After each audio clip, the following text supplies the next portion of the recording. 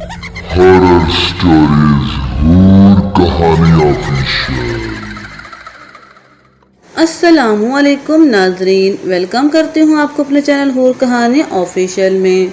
आज आपको मैं एक सनसनीखेज रात का दहशतनाक वाक़या सुनाने जा रही हूँ। तो चलिए कहानी स्टार्ट करते हैं। और इससे पहले मेरी आपसे रिक्वेस्ट है कि आयतल कुर्सी का हिसार बांध लीजिए।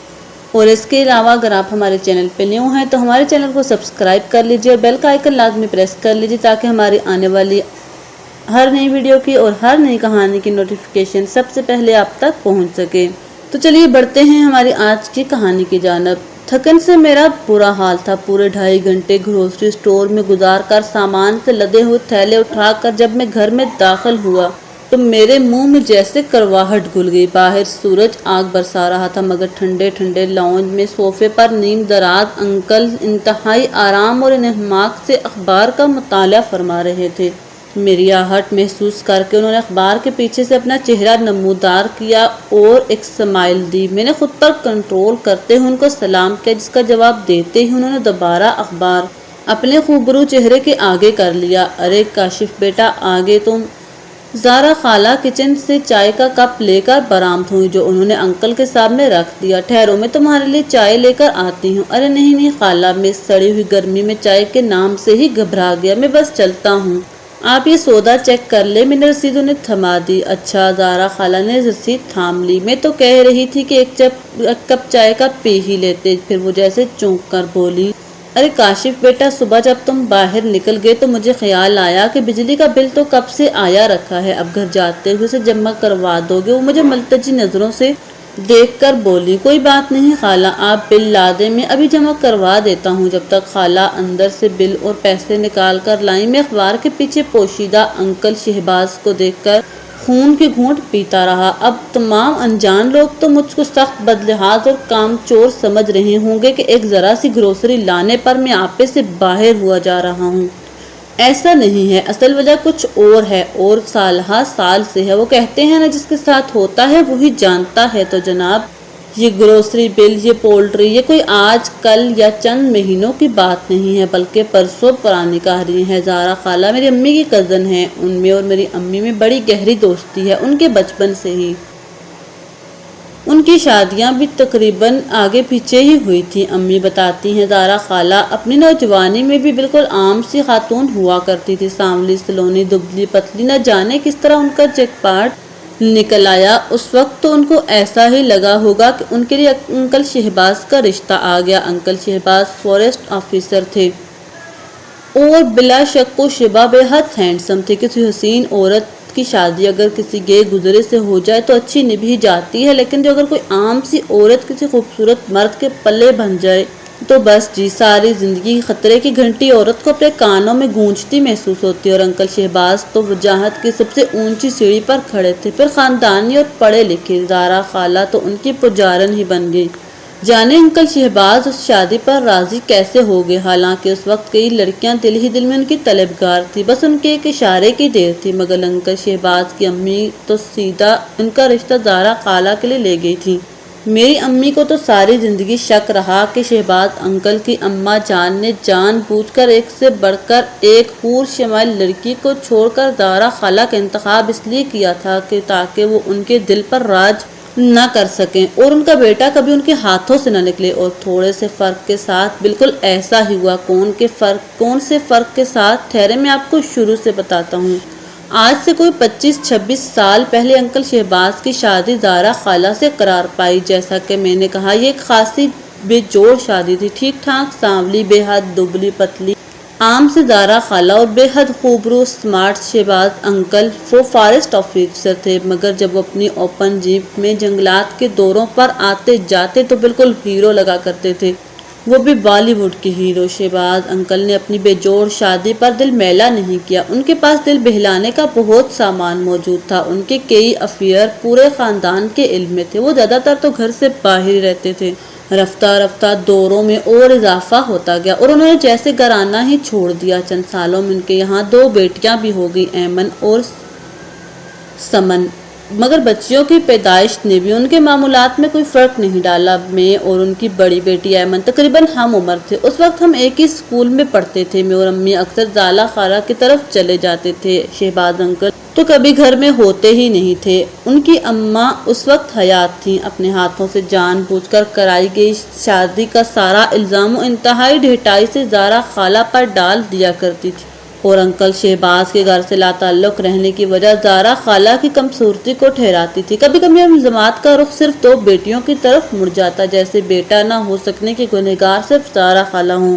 زارا خالہ بیچاری اپنے نہ کردہ گناہوں پر شرمندہ رہا کرتی تھی، چپکے چپکے آنسو بہاتی تھی۔ کبھی کبھار جب انکل شہباز شاید منہ کا مزہ بدلنے کو گھر تشریف لاتے تو زارا خالہ کو ایک کنیز سے زیادہ کی حیثیت کبھی نہ دیتے تھے۔ ان کا کام صرف کھانا رکھنے، کپڑے دھونے اور استری کرنے کا رہ جاتا تھا، مگر زارا خالہ اس پر بھی لاکھ لاکھ شکر بجا لاتی کہ کم از کم ان کی شوہر ان کی نظروں کے سامنے تو ہیں، اور دیوتا کی تو صرف پوجا کی جاتی ہے، شکایت نہیں کی جاتی۔ وہ ان کے لیے ایک دیوتا سے بڑھ کر نہیں تھے۔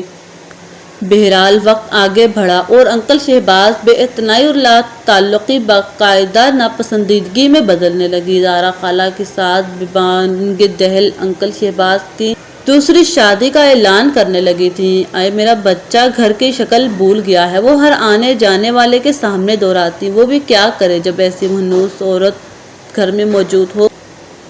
سیاہ رات بن کر چھا گئی ہے میرے چاند جیسے بیٹے کی زندگی پر۔ نہ جانے سانسوں میں یہ کون سی حس پائی جاتی ہے، سارے زمانے سے چھان پھٹک کر جس دلہن کو لے کر آتی ہیں، چند دنوں میں ہی اس میں سارے زمانے کی برائیاں ڈھونڈ نکالتی ہیں۔ خیر یہ تو انکل شہباز کی اماں کے خیالات تھے۔ نہ جانے کس طرح اپنی بے لگام زبان اور اپنی بہو کے دل کو چھلنی کر دینے کے حساب کتاب انہوں نے اپنے خدا کے سامنے چکائے ہوں گے۔ شکر ہے وہ ایک اور بوجھ اپنے ساتھ جانے میں کامیاب نہ ہو سکی، یعنی انکل شہباز کی دوسری شادی کروانے کا بوجھ۔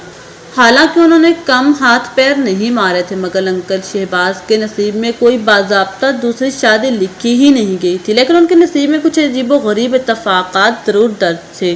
بے حد پراسرار، بہت ہولناک ہوا یوں کہ کدھر گھر کی شکل ہی نہ دیکھتے تھے، اور کہاں وہ ایسے گھر لوٹے کہ پھر گھر سے قدم باہر نکالنا چھوڑ دیا۔ کیسی آوارگی، کیسی تفریح، یہاں تک کہ کیسی نوکری، سب چھوڑ چھاڑ دیا۔ صرف ہر وقت زارا خالہ کو آوازیں لگاتے، بس تم ہر وقت میرے پاس رہا کرو، وہ التجا کرتے۔ زارا خالہ کی ساس کے تن بدن میں آگ لگ جاتی۔ ہوں کل موہی نے ضرور کوئی جادو ٹونا کروایا ہے، ان کو پکا یقین تھا، مگر معاملہ اتنا سادہ نہیں تھا۔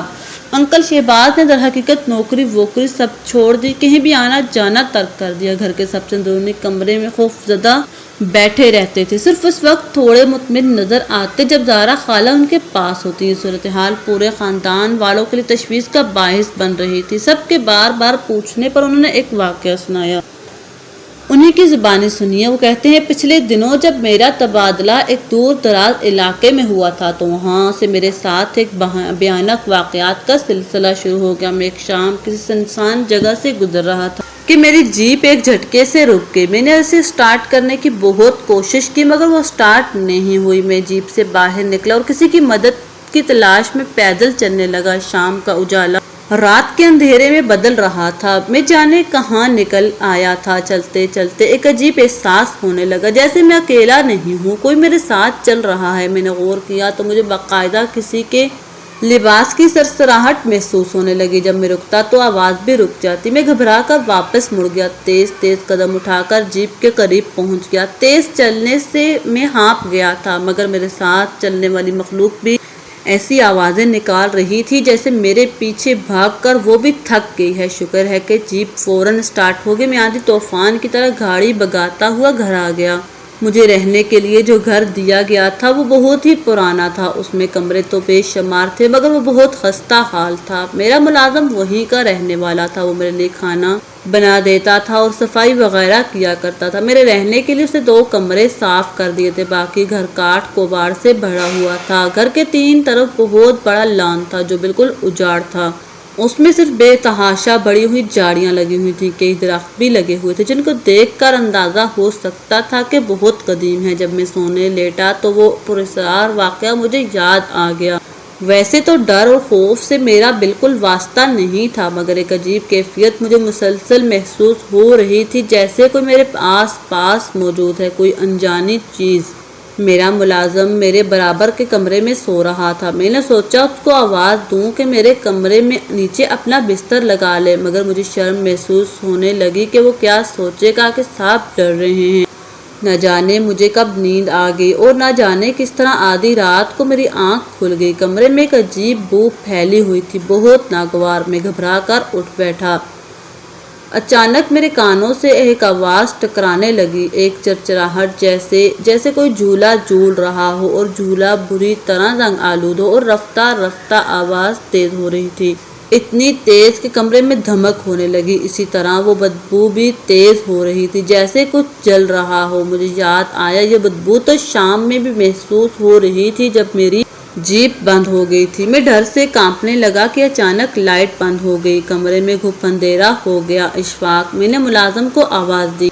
میں نے اسے آواز دینے کی بہت کوشش کی، مگر میری آواز کمرے میں ہی گونج کر رہ گئی۔ ہمت کر کے میں بستر سے نکلا، ٹٹول کر کھڑکی تک پہنچ گیا۔ ڈرتے ڈرتے پردہ سرکایا اور اف، میرا دل خوف سے پھٹنے والا ہو گیا۔ سامنے اجاڑ بیابان لان میں اس آدھی رات کو مکمل اندھیرے میں ڈوبے اس پراسرار گھر میں، چاند کی مدھوم روشنی میں وہ جھولے پر بیٹھی ہوئی تھی، لمبا سفید لباس پہنے، اپنے سارے لمبے بال آگے اپنے چہرے پر ڈالے، سر جھکائے وہ لمبے لمبے جھولے رہی ہوئی تھی۔ میں تھر تھر کانپ رہا تھا۔ مجھ میں اتنی ہمت بھی نہیں تھی کہ پردہ واپس آگے کر دوں۔ اچانک جھولا رک گیا، مگر تیز چرچراہٹ کی آواز ابھی بھی آ رہی تھی۔ جھولے پر بیٹھی ہوئی عورت نے اپنا جھکا ہوا سر آہستہ آہستہ اوپر کرنا شروع کیا، جیسے کوئی سلو موشن کا سین چل رہا ہو۔ پھر اس کے بالوں کی اوٹ میں سے اس کی آنکھیں، سرخ خوفناک آنکھیں مجھ پر جم گئیں۔ اس کے سیاہ چہرے پر مسکراہٹ نمودار ہو گئی، وارننگ دیتی ہوئی مسکراہٹ، چیلنج دیتی ہوئی مسکراہٹ۔ شاید میں بے ہوش ہو گیا تھا۔ صبح اٹھتے ہی میں نے اپنا سامان الٹا سیدھا کر کے پیک کر لیا۔ اشفاق میرے اس اچانک فیصلے پر حیران رہ گیا۔ آپ کو ضرور کوئی غلط فہمی ہوئی ہوگی صاحب، ادھر کوئی آصف واسب نہیں ہے۔ میں نے کبھی کوئی ایسی چیز نہیں دیکھی۔ وہ اس لیے کہ بھوت اور چڑیلیں رات کے ہم سفر ہوتے ہیں اور تم رات کو گدھے اور گھوڑے بیچ کر سو رہے ہوتے ہو، میں نے تلخی سے کہا۔ پوری رات ایک چڑیل لان میں پکنک مناتی رہی، جھولے جھولتی رہی، تمہیں پتہ نہیں چلا۔ چڑیل جھولا؟ کون سا جھولا صاحب؟ باہر تو کوئی جھولا نہیں ہے۔ اشفاق حیران رہ گیا۔ اچھا کوئی جھولا نہیں ہے تو یہ کیا ہے؟ میں اس کو بازو سے گھسیٹ کر کھڑکی کے پاس لے آیا اور پردہ سرکا دیا، اور مجھ کو اپنی آنکھوں پر یقین نہیں آ رہا تھا۔ لان دور تک بالکل خالی پڑا تھا، وہاں کوئی جھولا نہیں تھا۔ دیکھا صاحب، اشفاق نے فاتحانہ انداز میں کہا، ضرور آپ نے کوئی خواب دیکھا ہوگا، مگر مجھے 100% یقین تھا کہ میرے ساتھ پیش آنے والے واقعات وہم نہیں ہیں۔ میں نے اشفاق کی ایک بات نہ سنی اور واپسی کے لیے نکل گیا، حالانکہ سورج کی تیز روشنی چاروں طرف پھیل چکی تھی، مگر میرا ڈر دور نہیں ہو رہا تھا۔ بار بار وہ سفید لباس والی مخلوق اور وہ جھولا آنکھوں کے آگے آ رہا تھا، اور وہ منظر جب وہ عورت آہستہ آہستہ اپنا سر اٹھا رہی تھی، اس کا بھیانک چہرہ مجھے یاد آ گیا، اور جیپ ایک جھٹکے سے رک گئی۔ میں صبح جلدی میں ریڈیٹر میں پانی ڈالنا بھول گیا۔ مجھے خیال آیا، میں نے تو صبح جلدی کی وجہ سے ایک کپ چائے بھی نہیں پی تھی۔ میں جیپ سے باہر نکل آیا، شاید کوئی مدد مل جائے۔ ارے یہ تو وہی جگہ ہے۔ تھوڑی دور چل کر مجھے یاد آیا جہاں میں کل بھٹک گیا تھا۔ مجھے ایک دم ڈر لگنے لگا۔ میں جلدی سے بھاگ کر جیپ میں آ کر بیٹھ گیا، پھر سے اسے سٹارٹ کرنے کی کوشش کی، اور وہ سٹارٹ ہو گئی، مگر اچانک گاڑی میں ایک تیز بو پھیل گئی، کچھ جلنے کی بدبو۔ اس بو کو اب میں پہچاننے لگا تھا۔ میرے دل کی دھڑکن بری طرح تیز ہو گئی۔ وہ میرے برابر میں بیٹھی ہوئی تھی، اسی طرح لمبے سفید لباس اور بال آگے چہرے پر ڈالے۔ میں زندگی میں پہلی مرتبہ زور زور سے چیخنے لگا، ڈرو نہیں، میں تم کو کچھ نہیں کہوں گی۔ اس کی منمناتی ہوئی آواز سنائی دی، میں تم پر عاشق ہو گئی ہوں جب سے تم کو دیکھا ہے۔ مگر میں کیسے نہ ڈرتا، اس کی آواز بھی اس کی صورت کی طرح بہت ڈراؤنی تھی۔ دیکھو، تم میرا پیچھا چھوڑ دو، میں تم سے ڈر کر ہی واپس جا رہا ہوں، خدا کے لیے یہاں سے چلی جاؤ، میں رونے والا ہو گیا۔ پیچھا تو اب میں کبھی نہیں چھوڑوں گی۔ اس نے خوفناک مسکراہٹ غائب ہو گئی۔ اس کی آنکھیں غصے سے بھر گئی۔ میں تم کو چھوڑ کر کبھی نہیں جاؤں گی، کہیں نہیں جاؤں گی۔ نہ جانے کیسے میں نے گھر تک کا سفر طے کیا، وہ اسی طرح میرے برابر بیٹھ گئی۔ گھر پہنچ کر وہ ایک دم غائب ہو گئی۔ میں نے کچھ بہتر محسوس کیا، مگر وہ تو وہی تھی میرے ساتھ، صرف وہ کسی اور کو نظر نہیں آ رہی تھی۔ مگر جیسے ہی میں اکیلا ہوتا وہ آ جاتی، مسکراتے ہوئے، بلا وجہ کہتے لگاتے ہوئے۔ وہ ایک پل کو میری جان نہیں چھوڑتی تھی۔ جب میں واش روم جاتا تو باہر دروازے سے لگ کر کھڑی ہو جاتی۔ وہ میرے سوا کسی کو نظر آتی تھی، نہ ہی اس کی آواز کسی کو سنائی دیتی تھی۔ آرام سے کمرے کے کسی کونے میں موجود اپنے بالوں کی اوٹ سے مجھے دیکھتی رہتی تھی، اور کبھی کبھی تو رات کو میری آنکھ کھلتی تو چھت سے الٹی لٹکی ہوئی میرے اوپر جھکی ہوتی تھی۔ اس نے مجھے اتنا خوف زدہ کر دیا کہ ڈر سے میرا دل بے حد کمزور ہو گیا۔ صرف اس وقت وہ چلی جاتی جب میری بیوی میرے ساتھ ہوتی تھی۔ رقابت کی آگ اس چڑیل سے بالکل برداشت نہیں ہوتی تھی۔ انکل شہباز نے یہ سارا واقعہ تفصیل سے اور ڈر سے کانپتے ہوئے سنا دیا تھا۔ قسمت کے کھیل کتنے نرالے ہوتے ہیں۔ سارے دن کی حسین عورتوں سے دل لگی کرنے والے انکل شہباز ایک سچی عاشق کے ہاتھوں دل کے مریض بن گئے۔ اب کیا جائے؟ جو عاشق ایک چڑیل تھی، ایک عرصے تک جس بیوی کے سائے سے بچتے تھے، اچانک اس کے آنچل میں پناہ مانگنے لگے۔ خیر نہ جانے یہ عجیب پراسرار کھیل کب تک چلتا رہا۔ انکل نے نوکری چھوڑ دی، کہیں آنا جانا بالکل ترک کر دیا۔ پیلا زرد چہرہ لیے گھر کے کسی کونے میں اکڑوں بیٹھے تھر تھر کانپ رہے ہوتے۔ پرانے زمانے کی چند خوبصورت روایتوں میں سے ایک یہ بھی ہے کہ گھر زیادہ تر ذاتی ہوا کرتے تھے۔ شکر ہوا کہ انکل شہباز کا گھر بھی ان کے ابا نے بنوایا ہوا تھا۔ جب انکل کی نوکری چھوٹ گئی یا انہوں نے چھوڑ دی تو چند دنوں بعد گھر میں کھانے کے لالے پڑ گئے۔ آخر ان کی اماں جان نے کچھ اضافے کروا کر اوپر والی منزل کرائے پر اٹھا دی۔ جیسے تیسے گزارا ہونے لگا۔ زہرا خالہ کی نہ تعلیم اتنی تھی، نہ ہی تو اتنا اعتماد کہ کہیں نوکری کر لیتی۔ اوپر سے دونوں بچیاں بھی گھر میں اتنے عجیب اور گھٹے ہوئے ماحول کی وجہ سے اتنی کم ہمت اور کم اعتماد نکلیں کہ ٹھیک سے بات تک نہیں کر پاتی تھی۔ ڈھیر سارے سال گزرے۔ انکل شہباز کی اماں آخر کار دنیا چھوڑ گئی۔ بچیاں بڑی ہو گئیں۔ انکل شہباز کے اوپر عاشق مخلوق کا عشق لا حاصل آخر مدھم ہو گیا۔ اب وہ ہر وقت ان کے پاس نہیں ہوتی تھی، بلکہ کبھی کبھار اپنے محبوب کے درشن کرنے تشریف لایا کرتی تھی۔ خیر یہ ساری رام کتھا تو وہ ہے جو میں اپنے بچپن سے سنتا چلا آیا ہوں، مگر اب میں اصل بات کی طرف آتا ہوں۔ نہ تو مجھے کسی چڑیل پر یقین تھا، نہ انکل شہباز کے اس پروپیگنڈے پر کہ وہ اس قدر لاچار اور کمزور ہو چکے ہیں کہ کوئی کام ہی نہیں کر سکتے، نہ تو نوکری نہ ہی کوئی گھر کے کام۔ میں نے سالوں سے اس کو گھر میں موجود اخبار اور کتابوں کا مطالعہ ہی فرماتے دیکھا تھا۔ رات کو ٹی وی کے آگے براجمان ہو جاتے۔ لوگ کہتے ہیں کہ ان کی حالت برسوں بہت بری رہی، مگر اب تو وہ بالکل صحت مند لگتے تھے۔ ہر اعتبار سے ان کا کہنا تھا کہ شدید خوف زدہ رہ کر ان کے اعصاب جواب دے چکے ہیں اور وہ کوئی کام کر ہی نہیں سکتے۔ میں برسوں سے ان کے گھر کی ہر ڈیوٹی دیتا آ رہا ہوں۔ ان کے گھر کا ہر چھوٹا بڑا کام میری ذمہ داری بن گیا ہے۔